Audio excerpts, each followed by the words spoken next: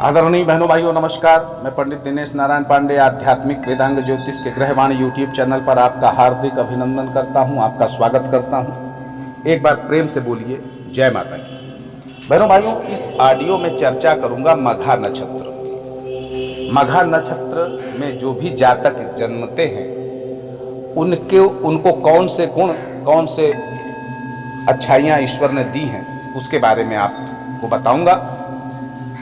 मघा नक्षत्र की बात करूं तो बहनों भाइयों, मघा नक्षत्र के स्वामी होते हैं पितृ। ये 30 मुहूर्ती नक्षत्र होता है, स्त्रीलिंग नक्षत्र होता है। ये भी नक्षत्र उग्र प्रकृति का होता है, क्रूर प्रकृति का होता है और अधोमुख होता है। लेकिन इसमें विवाह किया जाता है। खेती, बाग बगीचा, वृक्षारोपण, बीजारोपण, हल इत्यादि चलाए जा सकते हैं। ये भी गंडांत नक्षत्र माना जाता है। तो इसके प्रारंभ की 3 घटी ये सभी शुभ कार्यों में निषिद्ध मानी जाती है।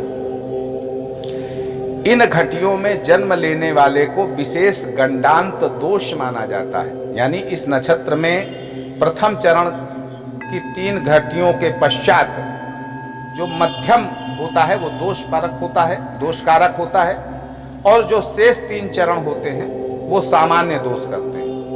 और ये विष नक्षत्र माना जाता है। इसलिए इस नक्षत्र में जिन जातकों का जन्म होता है उनको मूल शांति उनके परिवार वालों को करानी चाहिए। मघा नक्षत्र ये सिंह राशि के 4 चरण होते हैं। इसमें मा, मी, मू, में ये 4 चरण मघा नक्षत्र के सिंह राशि में आते हैं। क्षत्रिय वर्ण होता है, मार्जार योनि होती है,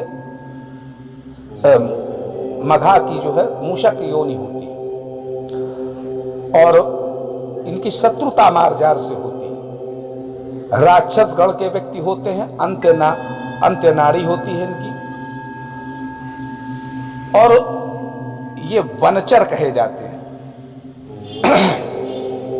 बहनों भाइयों, इस नक्षत्र में जो जातक जन्म लेते हैं उनके कुछ गुण मैं बता दूं। मघा नक्षत्र में जो भी जातक जन्म लेता है वो जन्मतः प्रभावशाली माना जाता है, एनर्जेटिक होता है और बहुत कर्मठ होता है। ऐसा व्यक्ति जो भी जीवन में कार्य लेता है, जो भी जिम्मेदारी लेता है, उसको बहुत जल्दी से जल्दी पूरा कर लेना चाहता है और ऐसा प्रयास रहता है। रवैया हमेशा पॉजिटिव रहता है। आपकी जो विशिष्ट कार्य शैली है ये लोगों को बहुत ज्यादा प्रभावित करती है, आश्चर्यचकित कर देती है। और अपने जीवन में आप अपना दबदबा कायम रखना चाहते हैं और रखते भी हैं, क्योंकि स्वाभिमान की मात्रा भी आप में ज्यादा है। आप अपने मान सम्मान के प्रति कोई समझौता नहीं करते, बहुत सजग रहते हैं और इसके लिए आप हर संभव प्रयास भी करते हैं। हर कार्य बहुत सोच समझ करके करते हैं, बहुत सोच विचार के करते हैं और यही आपका विशिष्ट गुण है। ईश्वर पे पूर्ण विश्वास रहता है। समाज के उच्च लोगों से, सरकारी विभागों से, प्रशासन से आपके अच्छे संबंध बनते हैं और इन संबंधों से आपको अच्छे लाभ भी मिलते हैं। वैसे शांत स्वभाव, शांति प्रिय जीवन, मधुर भाषी, ये सब कुछ आपके अंदर है, लेकिन वैज्ञानिक सोच भी रखते हैं, कला के प्रति पूर्ण समर्पित रहते हैं। अब मेरा सुझाव आपके लिए विशेष ये है कि अधिक क्रोध ना करें, गर्म मिजाजी से बचें, क्योंकि ये 2 गुण आपके व्यक्तित्व में दाग लगा देते हैं। आप सच्चाई और सत्यनिष्ठा के पक्षधर हैं और आप इनके खिलाफ नहीं जाते हैं और न किसी को इसका समर्थन ही करते हैं कि कोई सच्चाई के खिलाफ आपका समर्थन ले ले, तो ऐसा आप नहीं कर सकते।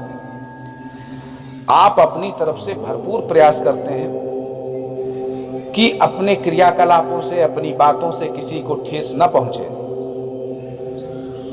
और अगर आपको लगता है कि मेरी बातों से या मेरे कार्यों से किसी को ठेस लगी है तो आप तुरंत माफी मांग लेते हैं और इसमें आपका स्वाभिमान आड़े नहीं आता है।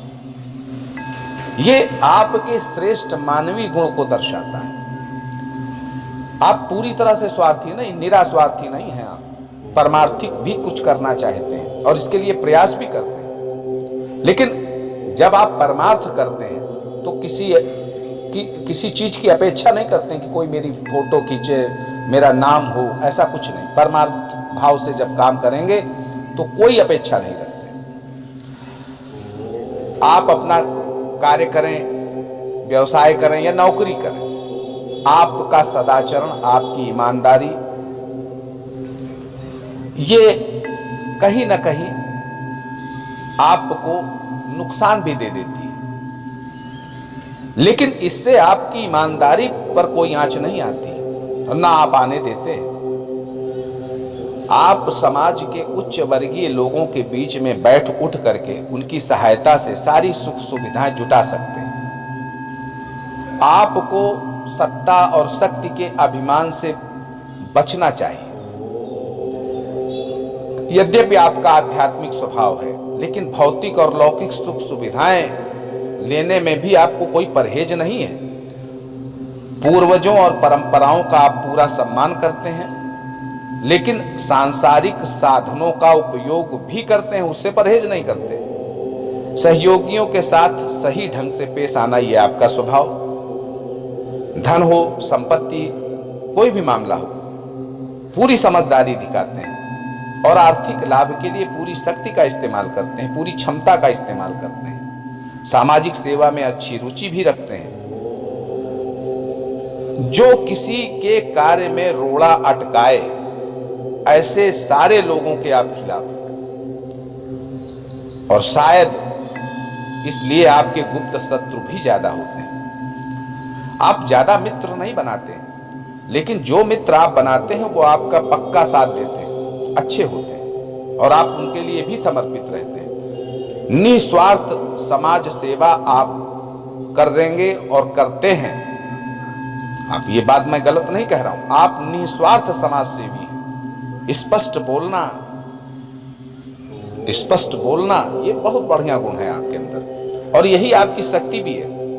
आप अच्छा गवर्नमेंट जॉब प्राप्त कर सकते हैं, अधिकारी बन सकते हैं, वकील बन सकते हैं, न्यायाधीश बन सकते हैं, एक अच्छे नेता बन सकते हैं, एक अच्छे कलाकार बन सकते हैं, एक अच्छे आर्किटेक्ट बन सकते हैं, किसी संस्था के चेयरपर्सन बन सकते हैं और इतिहास, अपने भारतीय इतिहास, कल्चर, इनसे जुड़ा हुआ कोई कार्य करते हैं, इसमें भी सफलता प्राप्त करते हैं।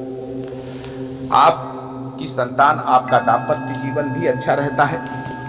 अगर मैं कहूं तो आपके 3 नक्षत्र कम अच्छे होते हैं आपके लिए। एक तो उत्तरा फाल्गुनी नक्षत्र, दूसरा चित्रा नक्षत्र और तीसरा विशाखा नक्षत्र। इन नक्षत्रों से जब भी कोई संयोग आपकी लाइफ में पड़ेगा तो आपको कष्ट मिलेगा। आप सुखी रहें, समृद्ध रहें। इसी मंगलमयी कामना के साथ अगले वीडियो तक मैं आपसे विदा लेता हूं। एक बार प्रेम से बोलिए जय माता की।